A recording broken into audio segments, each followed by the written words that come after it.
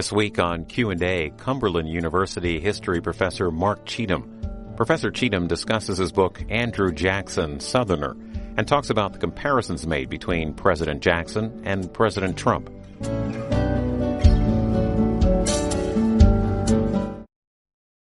Mark Cheathem, author of Andrew Jackson, Southerner, and a lot of other books about Andrew Jackson in the South. When you see this picture on the screen, what comes to mind? All the comparisons between Trump and Jackson, and how wrong they are, frankly. I don't see a lot of similarities in terms of depth between Donald Trump and Andrew Jackson. Really? Not a thing? I'm not saying there aren't some similarities. They both have great hair, of course. But I think a lot of the comparisons try to push Trump into this box with Jackson, and it's not a viable comparison, in my opinion.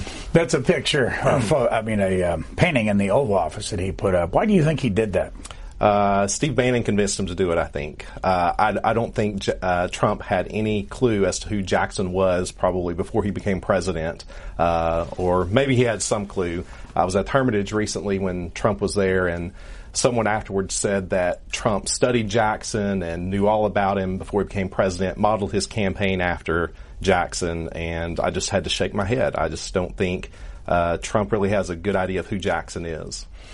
When did you first get interested in Andrew Jackson, and why?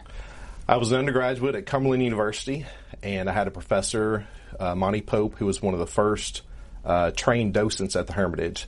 And one day he pulled me aside and said, "Mark, you really need to go work at the Hermitage." He didn't tell me I had to dress in period costume, which when you're 21 years old isn't the coolest thing in the world. But he convinced me to go work at the Hermitage in between my junior and senior years, and that's where I became interested in Jackson. And from there, went through my graduate studies and up until today. What is the Hermitage? The Hermitage is Andrew Jackson's home near Nashville. It's about 15 minutes east of Nashville.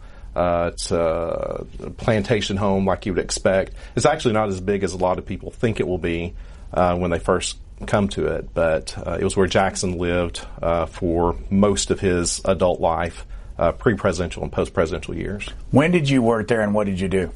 I worked there in the summer of '95. I was a docent, so I gave tours to guests who visited the Hermitage and also those who visited Tulip Grove, which is a home on the plantation property that belonged to Andrew Jackson Donaldson, who was one of Andrew Jackson's nephews. So where is Cumberland? How big is it? And what do you do there now? Cumberland University is located in Lebanon, Tennessee, which is about 30 miles east of Nashville. Lebanon is the home of Cracker Barrel. It's where the first Cracker Barrel was founded. But Cumberland has been around since 1842. We're celebrating our 175th year. It's a university of about 2,000 students, a small liberal arts college, and I've been a professor there since 2008. Here is some video of Donald Trump in March of this year talking about Andrew Jackson.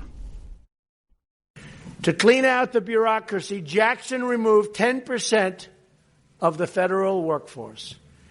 He launched a campaign to sweep out government corruption. Totally. He didn't want government corruption. He expanded benefits for veterans. He battled the centralized financial power that brought influence at our citizens' expense. He imposed tariffs on foreign countries to protect American workers. That sounds very familiar. What's your reaction? I think Trump sees a comparison between himself and Jackson in terms of draining the swamp.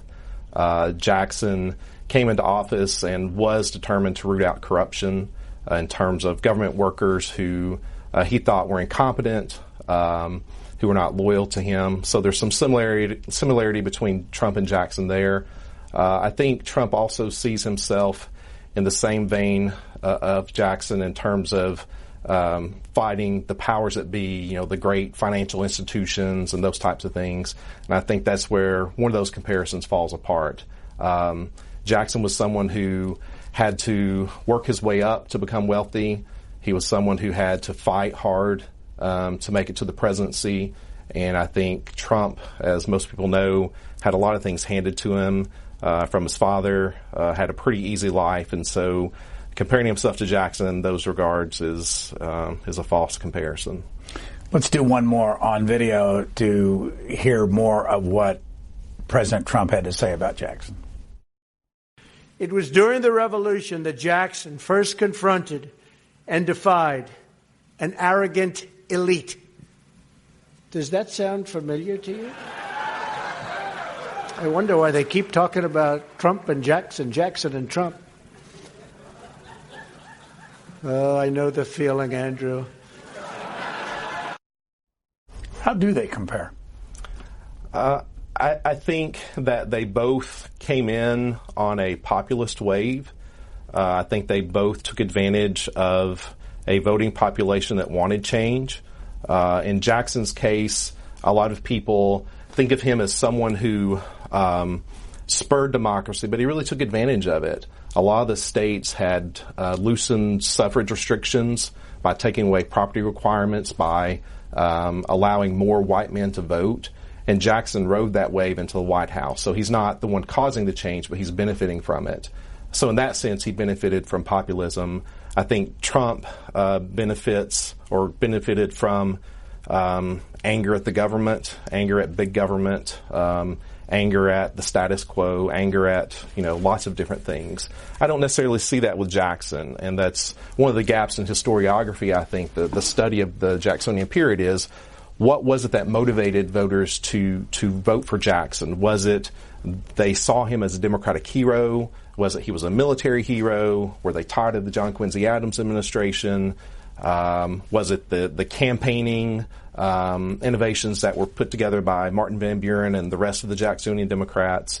I think that's one of the things that we need to understand to be able to make a better comparison between Trump and Jackson in terms of their first winning presidential campaigns. When was he president, and how old was he at that time? Andrew Jackson was elected in 1828, took office, of course, in March of 1829.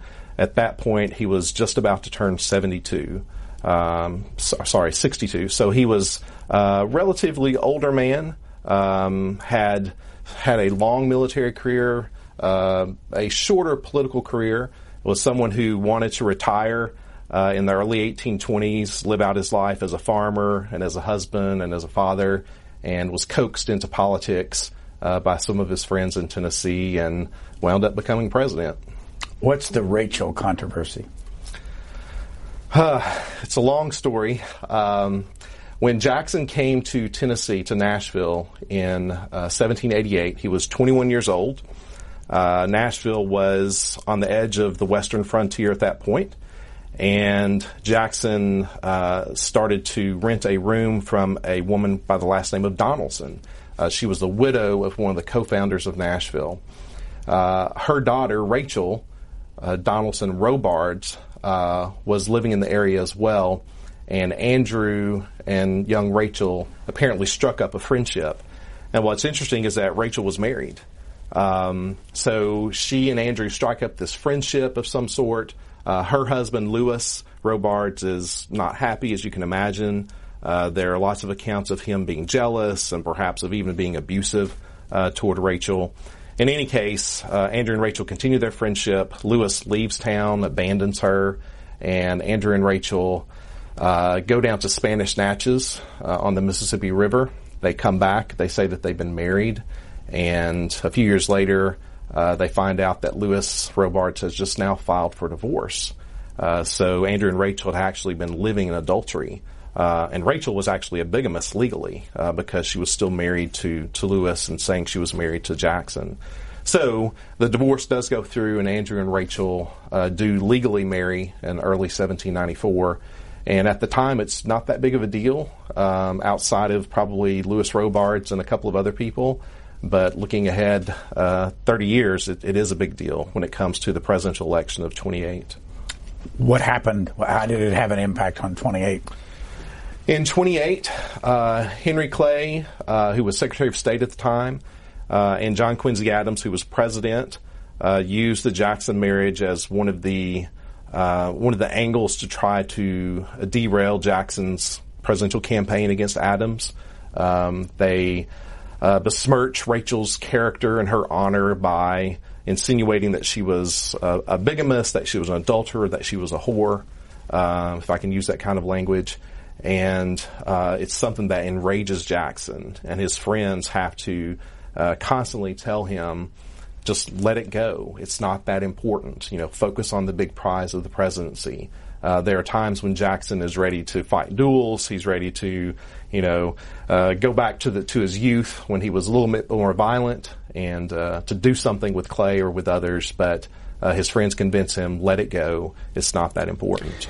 In your research, how much did John Quincy Adams, who has a image that doesn't sound like he'd be throwing around epithets, and Henry Clay, who ran for president, how many times? Oh gosh, three times, 4 times. Yeah, but their image in history is quite prominent. What did you find at the core of that? Were those two men actually responsible for this controversy about Rachel? Well, that's what Jackson believes. In fact, there's one newspaper editor in Cincinnati, Ohio, by the name of Charles Henry Hammond, who is actually the one who's doing most of the mudslinging on that regard. He is one of those who spreads rumors about Jackson's mother being a prostitute, about Jackson being the offspring of Jackson's mother, Elizabeth, and an African-American slave. So Hammond seems to be really the central person who's involved in the mudslinging, but Clay and Adams don't do a whole lot to stop it. And it is kind of interesting, even though they're not actively propagating these ideas, they had the power to stop them, and they don't. How big did Andrew Jackson win in 1828? He won substantially. He wins all the regions of the country except for New England. I don't remember the exact numbers in terms of electoral vote count, but it was considered a landslide. He wins a fairly large majority for the time. And what you have to remember is that between 24 and 28, there's nearly a doubling of the number of voters in the United States.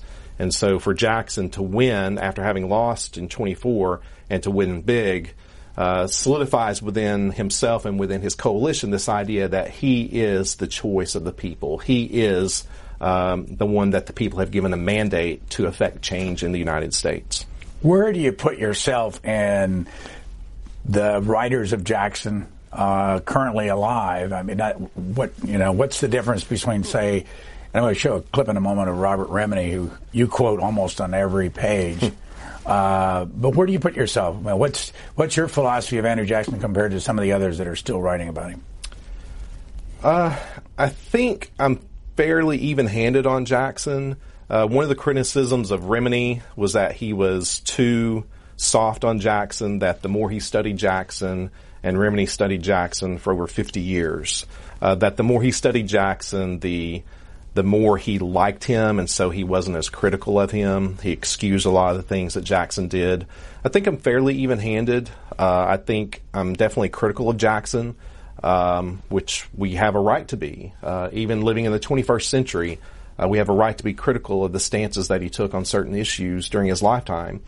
But at the same time, I think we have to be fair and understand that the times he lived in are different from the times we live in. And one of the things I tell my students is you should always take a two-pronged approach to history. You should look at people in their times, understand them within the context of their times. And in Jackson's case, that meant that white supremacy, that racism, that his attitude toward Native Americans, all those things were really part and parcel of the American character at the time.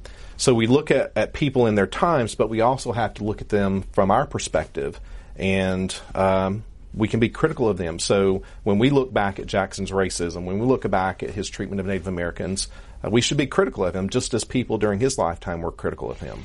Robert Remini has passed, but his last job was historian of the House of Representatives, and he wrote a number of books on Andrew Jackson, including a book on Henry Clay. But here he is talking about this back in 2001, about Andrew Jackson.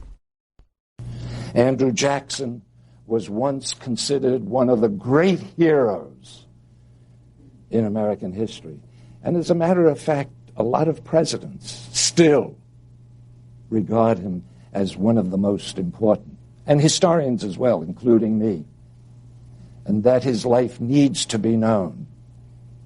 But the one thing that has diminished him has been the removal of the Indians.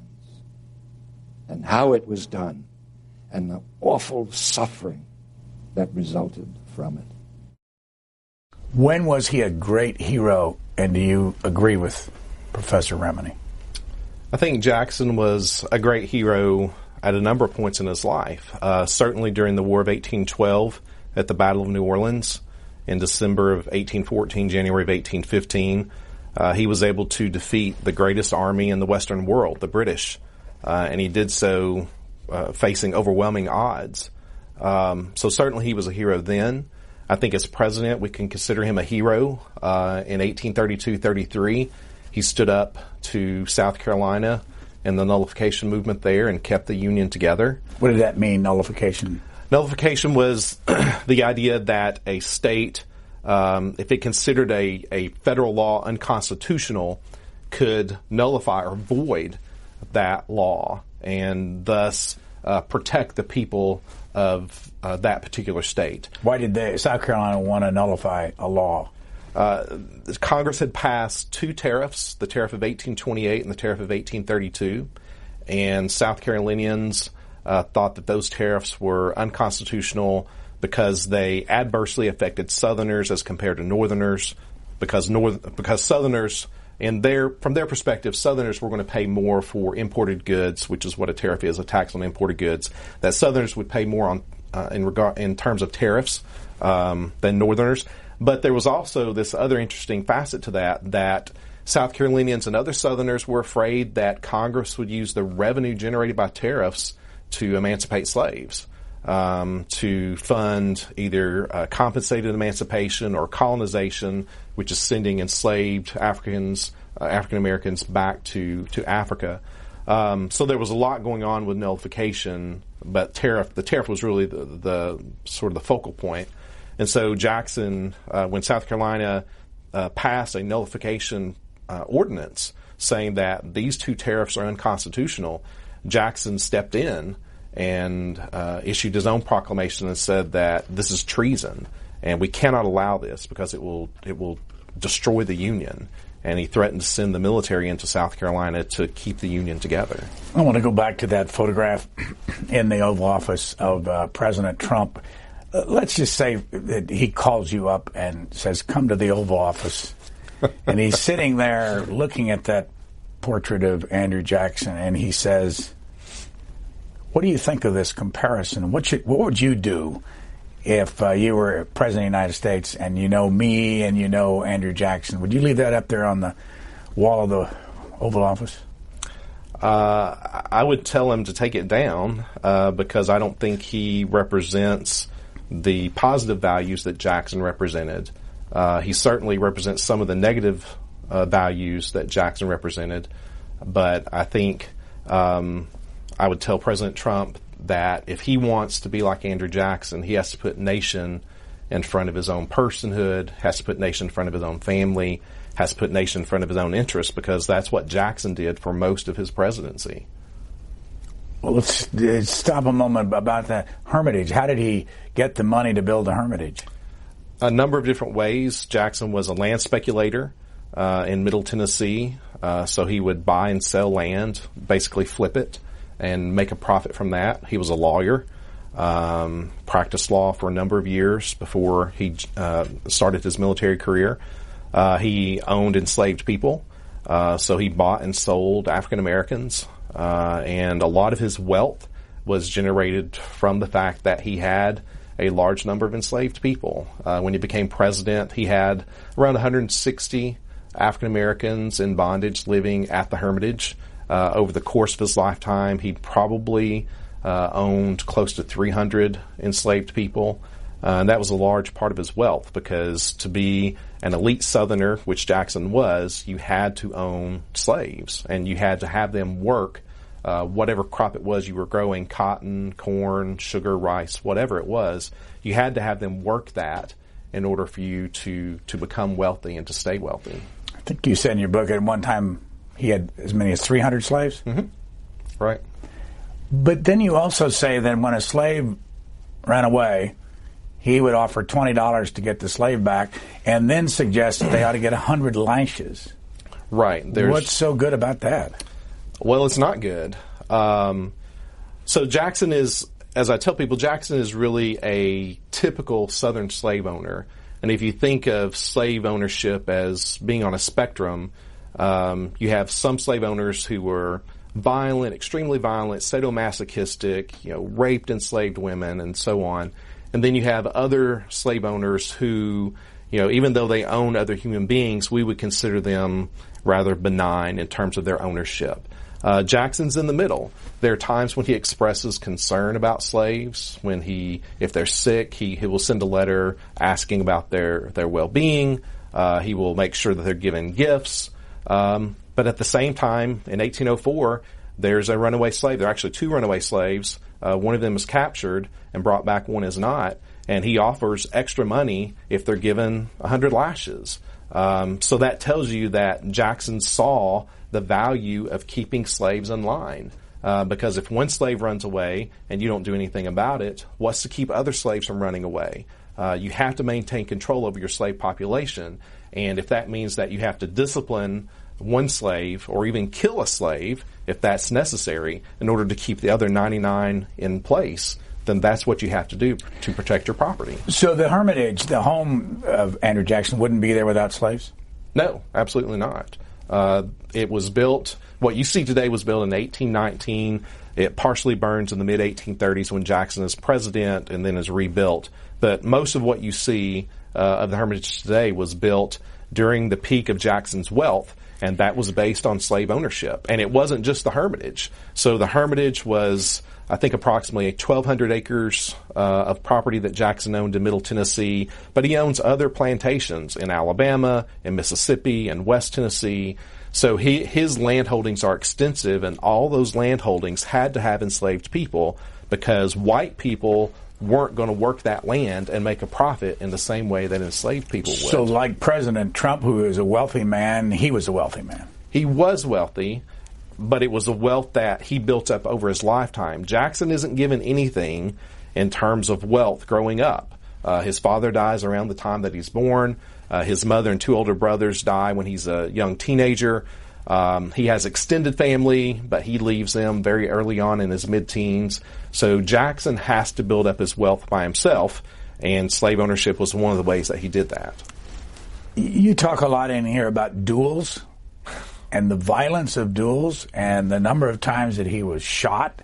First of all, did he ever kill anybody in a duel? He did. In 1806, Jackson's involved in a duel with Charles Dickinson over a horse race.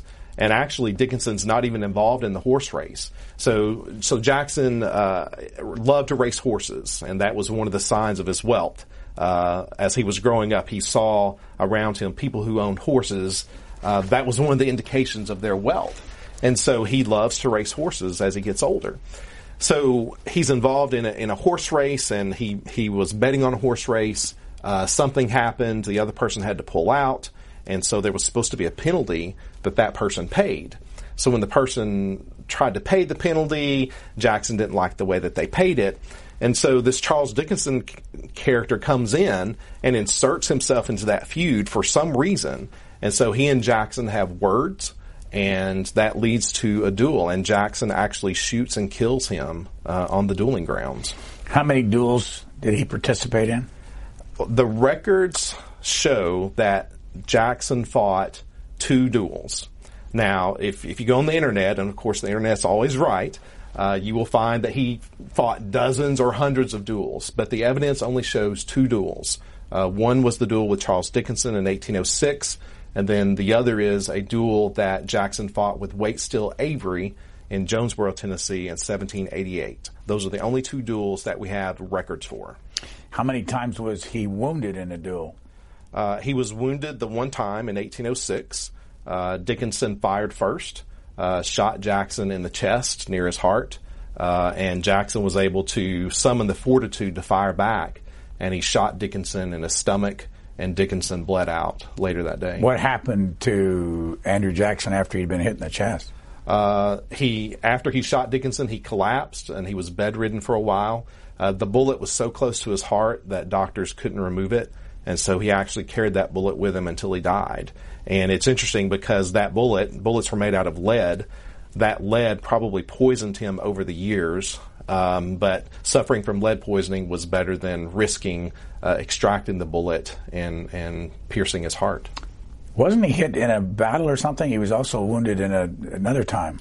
Right. In 1813, Jackson gets involved in a street brawl in downtown Nashville with a couple of brothers by the last name of Benton, one of whom, by the way, goes on to become Senator Thomas Hart Benton, who's one of Jackson's closest allies. So they have a change of heart later in life.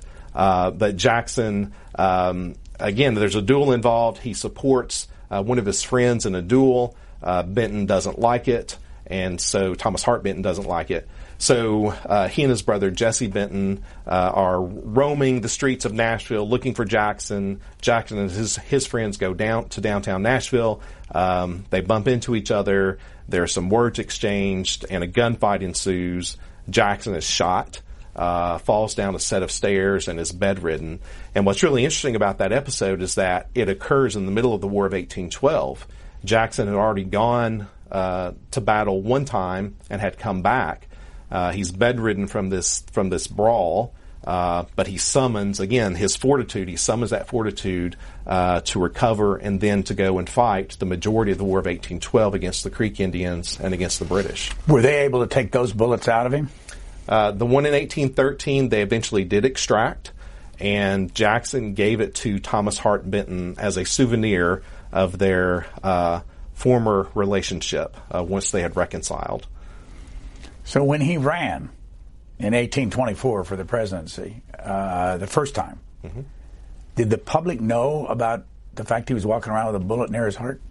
I'm sure they did, because it was well recorded in the newspapers, at least in the Nashville area. Jackson had a national reputation in 1824, and that's really why his friends wanted him to run, is because he was seen, from their perspective, as a second George Washington. You know, here was a man who could replicate what Washington had done as the father of the country. Jackson could restore the country to its former greatness. And so they run him as the second George Washington during the 1824 campaign. Why was it formerly great and not great in 1824? Well, by 1824, there had been two political parties, and one of those parties had essentially disappeared at the national level. So you had the Democratic Republican Party that was left, and this was the party that was formed by Thomas Jefferson in the early 1800s.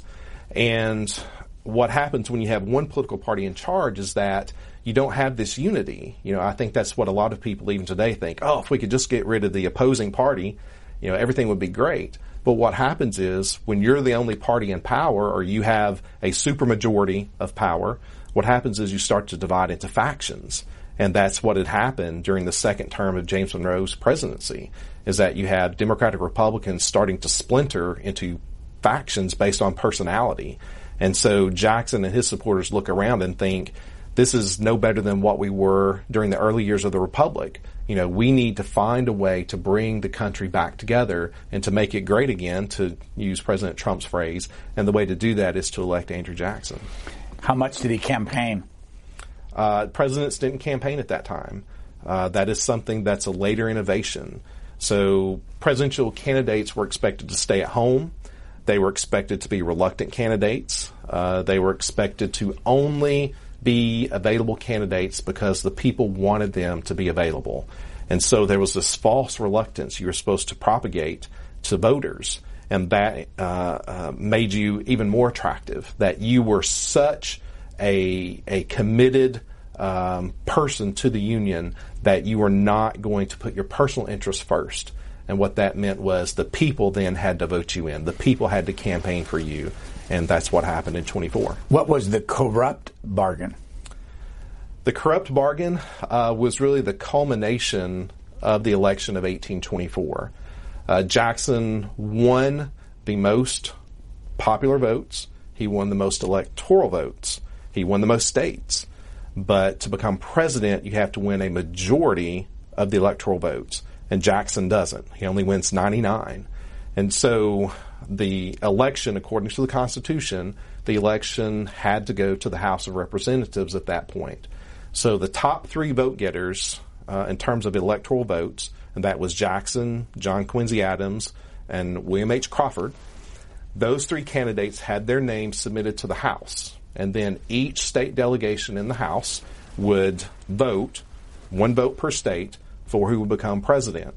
So Jackson goes into that House election thinking, I should become president. I won the most states. If you were to tabulate the states in the House, he should win with a majority. But what happens, according to Jacksonians, and there's no smoking gun, but what happens according to Jacksonians is that Henry Clay and John Quincy Adams get together. Henry Clay had run for the presidency in 24 and had not been one of the top three, but he's the Speaker of the House. And he has his eyes set on the White House. And so he and Adams get together and allegedly decide that Clay will work the House, will make sure that Adams wins the presidency, and in return, Adams will appoint Clay to be Secretary of State. And that was important because several presidents prior to John Quincy Adams had been secretaries of state before entering the presidency. John Quincy Adams, in fact, had been Secretary of State. So Secretary of State was really the stepping stone to become president. And so essentially Clay is setting himself up to become John Quincy Adams' successor once Adams decided to leave office. So that's exactly what happens in the House. The House votes for Adams to become president, and Jacksonians jump on that alleged corrupt bargain, and they use that as their main campaign theme in 1828. Why is it the Democratic Party for years has had every year something called the Jefferson-Jackson dinners? This is a way to commemorate what many people, or who many people consider to be the founders of the Democratic Party. You have Thomas Jefferson, who formed that original Democratic-Republican Party, and then you have Jackson, who many people within the party see as rejuvenating or revitalizing the old Democratic Party and making it more modern in the 1820s and 30s. Representative Tom Cole of Oklahoma, in an interview, had the following to say. We are Chickasaw, and so my great-great-grandfather was forcibly removed from Mississippi, and that was some of the last Chickasaws to come out. So we were raised with as I used to tell people, when I was 5 years old, I wasn't sure who Andrew Jackson was, but I knew he was a very bad man who had done evil things. So my grandmother literally wouldn't carry a $20 bill. What do you think? That's a common refrain among Native Americans. Several years ago, when this book, Andrew Jackson Southerner, came out, someone in a nearby city wrote me a letter, and the letter started out, Dear Dr. Cheathem, I see that you've written a book on Andrew Jackson. I want you to know that I think he was one mean son of a bitch. And he went on for a couple of pages talking about why he had that opinion. It's a common opinion, certainly understandable. Was he mean? He was. Again, and going back to what I said before, if you understand Jackson within the context of his times, he's not unusual. There are people who oppose the ill treatment of Native Americans. There are people who oppose the removal of Native Americans. But particularly within the white South, Jackson is the norm. His view of Native Americans, that they were inferior, that they were uncivilized, that they stood in the way of white progress, of American progress, and that was white progress at the time. And so they needed to be removed. That is the norm. Again, people were critical of him at the time, and certainly that is the major criticism of Jackson today, is that he removed Native Americans from their land. Who are the Creeks? The Creek Indians were located primarily in Alabama, the present-day state of Alabama. Some were located also in Georgia, and then some also in northern Florida, the Panhandle. They were the group, or at least one segment of the Creek Indians was the group that Jackson fought against during the War of 1812. A lot of people don't realize, because of the Battle of New Orleans, Jackson spends most of that war fighting the Creek Indians, not the British. He really only has one major encounter with the British, and that's in New Orleans. The other 18 months or so were spent fighting the Creek Indians. I'm going to read from your book. Page 65. He wanted to punish the Creek, all of them, guys, and take their land. He succeeded, as he told the Creek, quote, "You have followed the counsel of bad men and made war on part of your own nation and the United States. This war has cost the United States a large sum." Didn't the land belong to the Creeks?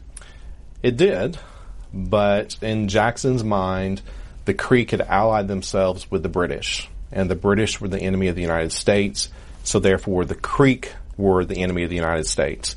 The Creek Indians, or at least a segment of them, had also attacked white settlements in Tennessee and in other places. And Jackson saw that as an abrogation of any kind of treaty or any kind of rights, negotiations or treatments that the two sides had with each other, the Americans and the Native Americans. And so because of their violence against the United States, because of their alliance with the British, Jackson believed that they had to be punished.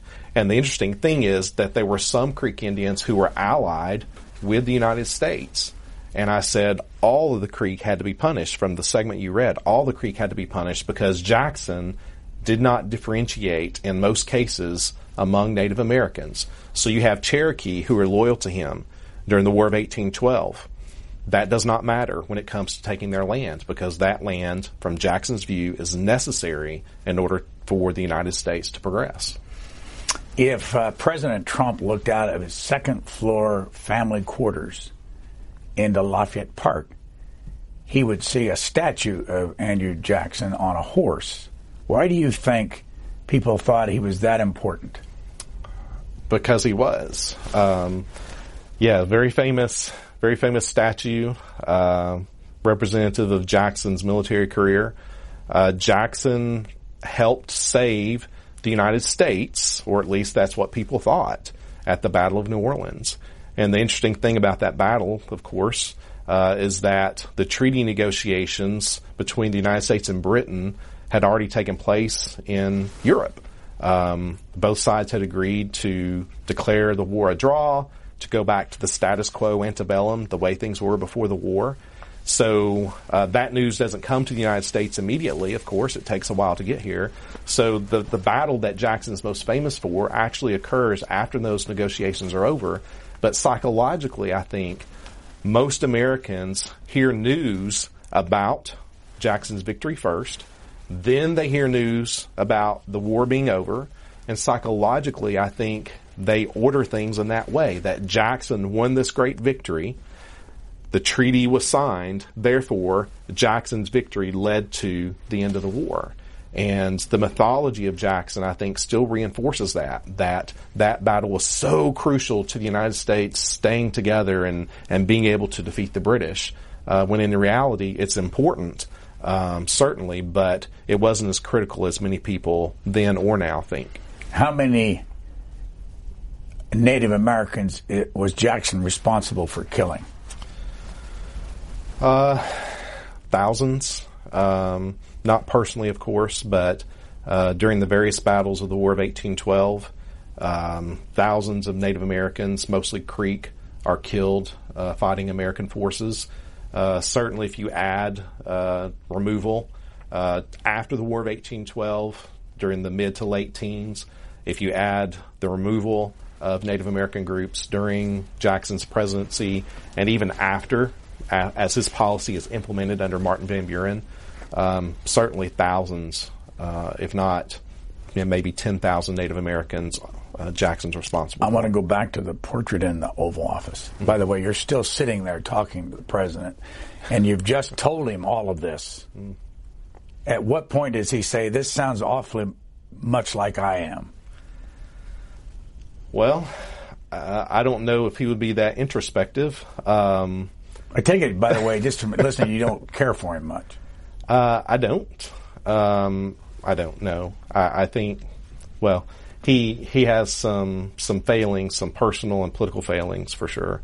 I don't know that Trump would be introspective enough to recognize these things, but even if he were, I'm not sure that it would matter, because it's power. It's enacting your force, the policy of your force, onto people that you see as inferior. And so I'm not sure President Trump would see anything wrong with that. Jackson certainly didn't. So when you look back at Jackson's life, 300 slaves, thousands of Native Americans being killed, what's the good side of him? Well, the good side is he expands the United States, even if it is at the cost of tens of thousands of Native Americans losing their land. What territory? Primarily the Deep South. If you look at the present-day states of Mississippi, Alabama, parts of Georgia, most of Florida, Jackson really is responsible for opening that land up for U.S. expansion. You could argue that Texas is also partly his responsibility in the sense that after he leaves the presidency, he wants to see Texas become part of the Union, and he is instrumental in trying to convince the Texas government to join the United States in the mid-1840s. He doesn't personally go to Texas and talk to Sam Houston, one of his old friends, who's president of Texas, but he sends one of his nephews out there through a diplomatic appointment to talk to Houston. So Jackson's really responsible for a lot of land coming into the United States. He does keep the Union together, as we talked about with nullification, and that is what most people look back on as his greatest triumph. If you want to pick the one thing that Jackson did that was best for the United States, it was keeping the Union together instead of having a civil war take place in the early 1830s. Cumberland University, where you teach. Mm-hmm. How many years you been there?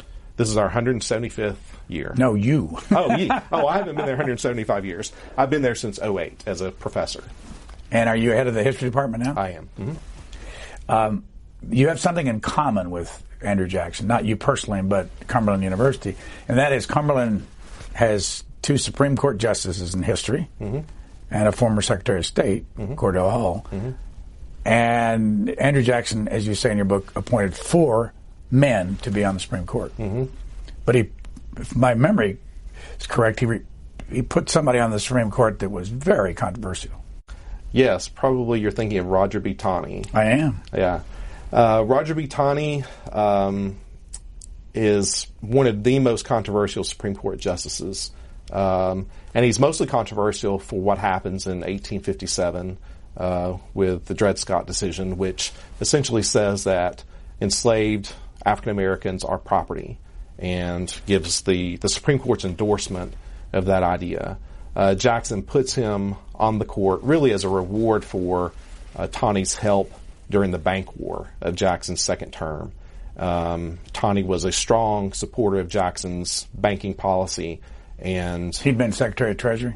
He had. And Jackson rewarded him for that loyalty by making him Chief Justice of the Supreme Court right before he left office. What do you think? Andrew Jackson was dead by then. Mm-hmm. What do you think he would have thought of the Dred Scott decision? Would he have liked it? I think so.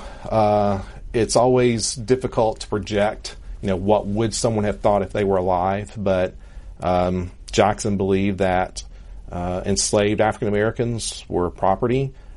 He, like most Southerners, could talk about them as family, but that definition of family is not our definition of family.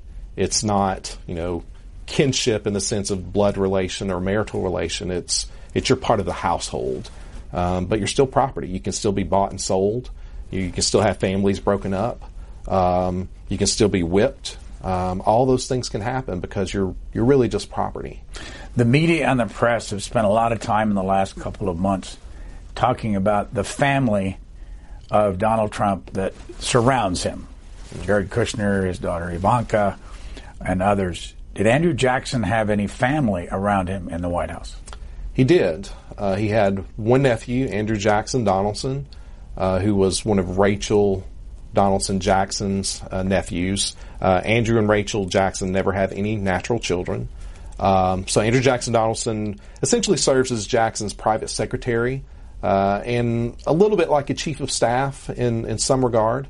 And then Andrew Donaldson's wife, Emily, serves as the de facto White House hostess or first lady because Rachel Jackson dies right after Jackson's elected in 1828. So Andrew and Emily come to the White House and essentially serve as a buffer, or try to serve as a buffer, between Jackson and Washington society. Did they think there was anything wrong with it back then?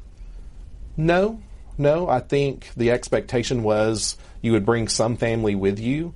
Donaldson, in his case, he actually doesn't get an official paid position, a salaried position, until Jackson's second term. He serves as Secretary of the General Land Office, so he signs off on land office patents.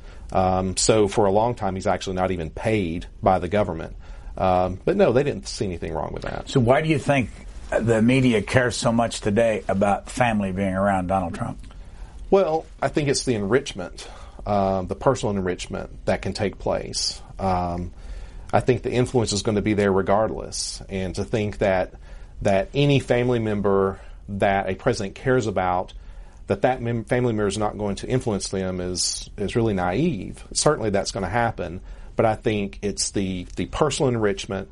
And then it's also the fact that you want qualified people making big decisions. So in the case of Jared Kushner, who is essentially serving as almost a Secretary of State in many ways. He's in charge of peace in the Middle East. He's in charge of this. He's in charge of that. Is he qualified to do that? And can he handle any of those duties, much less all of those duties? I think that's where the real problem is today. So go back, you're still talking to the president about Andrew Jackson, and he says, you've been telling me all these great things about him in the past. Maybe I ought to take him down for the reasons that he was not good. And I would ask you again, if you were going to recommend somebody for him to put up on his wall in the Oval Office, who would that be? Richard Nixon would be a good choice, just to remind him of what can happen when you overstep your authority and overstep your power. That would be my recommendation. But honestly, I think what we have to remember is that whichever president goes up on the wall of the Oval Office, all of them have flaws. And I think it's easy for us to focus on Jackson and all of his deficiencies, and there were many. But if Thomas Jefferson were hanging there, we would have to talk about his deficiencies. He also removes Native Americans. He has a relationship that may not have been consensual with one of his enslaved women, Sally Hemings. George Washington owned African Americans. The list goes on and on. Every president is flawed because every president is a human being. Jackson, I think, just happens to encapsulate a lot of the weaknesses of the early 19th century. How popular was he during those 8 years? He was a two-termer? He was a two-termer. He lost a little bit of the percentage of popular vote during his second election in 1832. But again, the voting base had expanded, so he had more votes than he had in 1828. He's fairly popular with the people, but he also is not popular with some of the Washington politicians. And in fact, that one-party system that had helped elect him disintegrates into a two-party system during his second term, and you have the Whig Party emerge as the opposition party.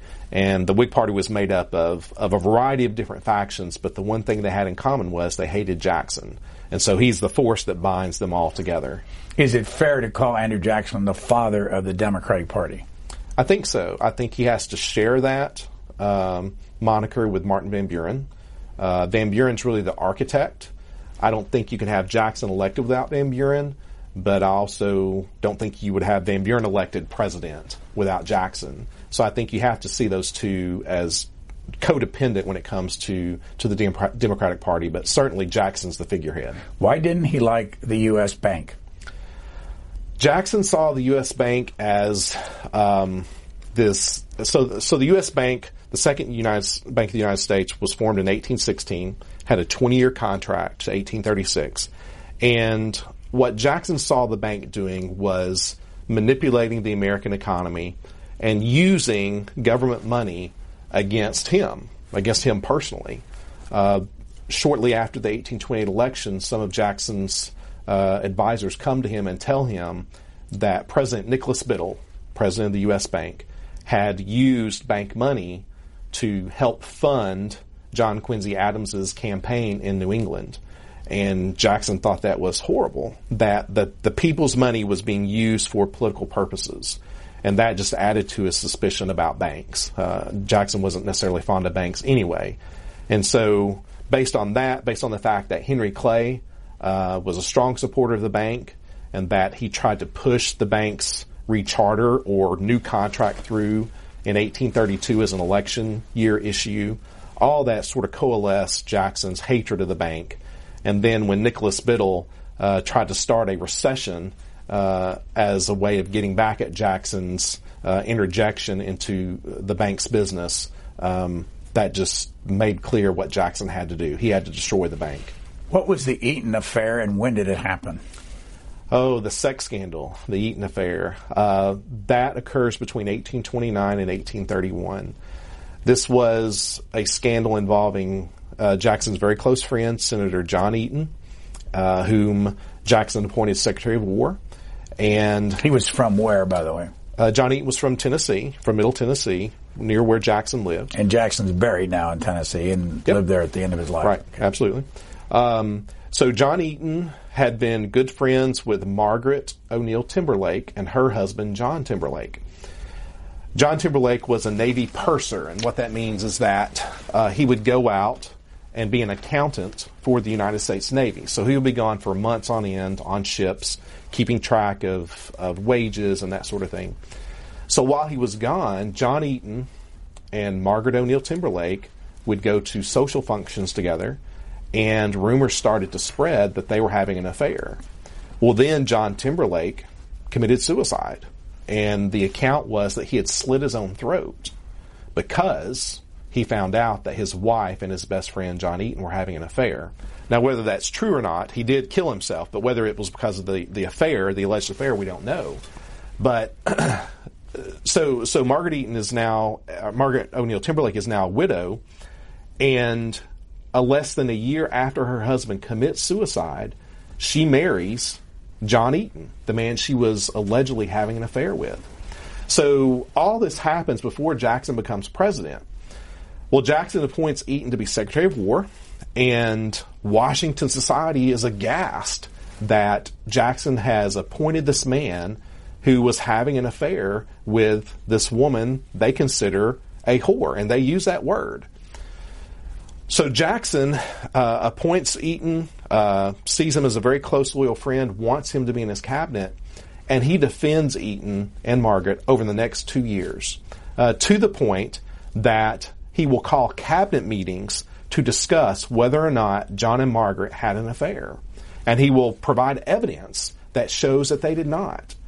And what historians and biographers of Jackson in particular see is they see a president who lost his wife in December of 1828, a wife who had been accused of adultery, a wife who had been accused of having an affair. And many of Jackson's biographers, including myself, see Jackson projecting psychologically onto the Eatons what he must have felt about his own marriage. He couldn't defend Rachel anymore. She's dead. So he's going to defend one of his best friends and his best friend's wife in order to sort of salve his conscience about Rachel. And so this continues for 2 years, disrupts Jackson's cabinet. He spends an inordinate amount of time defending the Eatons, defending their marriage, calling witnesses to show that they're innocent. And then it all culminates in Martin Van Buren, who's Secretary of State under Jackson, Martin Van Buren and John Eaton saying, "We will resign in order to end this. And that will allow you, as president, to call for the resignations of your other cabinet members. You can appoint a new cabinet, start fresh, and we can move on from this entire episode." If Andrew Jackson was sitting here right now, what would be your first question? Why did he spend so much time on the Eaton affair? I don't know. I guess I would ask him if he was cognizant of what was happening, what would he think of President Trump? Does he see something of himself in President Trump? And I would be curious to hear his answer, because I don't think he would. I think he would see lots of things in President Trump that he would not find very satisfactory, and I think he would find it offensive. And one example is treatment of women. Jackson was a strong defender of women, not just Rachel, his wife, but Margaret Eaton and other women that he saw as needing protection. And again, in 2017, this is something that we don't necessarily see as necessary today, that men don't have to protect women. But Jackson saw it that way, and he certainly would not have wanted to see a president who was accused of the things that President Trump has been accused of in office. But what about going the other way? And if you're Donald Trump, you say to Steve Bannon, why would you recommend the connection to Andrew Jackson? He whipped slaves. That he killed Native Americans. He got in duels and killed them. I mean, you go down the list the other way around. You say, why would you want to be associated with Andrew Jackson? I think, again, I'm not in the mind of Steve Bannon, but I think it would be the focus on populism, that Jackson was seen and is seen still as a man of the people, as a president of the people. And that is the way that Trump wants to see himself, that he is a populist president. Was Jackson a man of the people? In some regards, yes. He's someone who essentially came from nothing, so he understood the plight of common people. He was someone who defended common people in many ways, not in the way that we would today, because his conception of common people would not include minority groups. At the end of his life, and we're about out of time, how old was he and what did he die of? He was 78 when he died in June of 1845. He died of a number of different things, lead poisoning, the medical treatments that were trying to address the lead poisoning. Jackson had suffered from dysentery, which is a severe form of diarrhea during the War of 1812, and that still plagued him. He had a number of issues, health problems over the years. And if he came from nothing, though, how much was he worth when he died? He was worth probably all told around $100,000 in those days. In those days, which is a substantial amount of money, and several million. Several million, yeah. So, did he get this money from politics, from being in the military? Where did he earn it? No, he mainly earned it from his plantations in Tennessee and in Mississippi in particular. Our guest has been Mark R. Cheathem. He is a professor and head of the history department at Cumberland University in Lebanon, Tennessee. One of his books, Andrew Jackson, Southerner. What are the others? Old Hickory's Nephew, which is about Andrew Jackson Donaldson. Andrew Jackson, The Rise of the Democrats, which is really an overview of the Democratic Party and its origins. Those are a couple. Mark Cheathem, thank you very much for joining us. Thank you, Brian.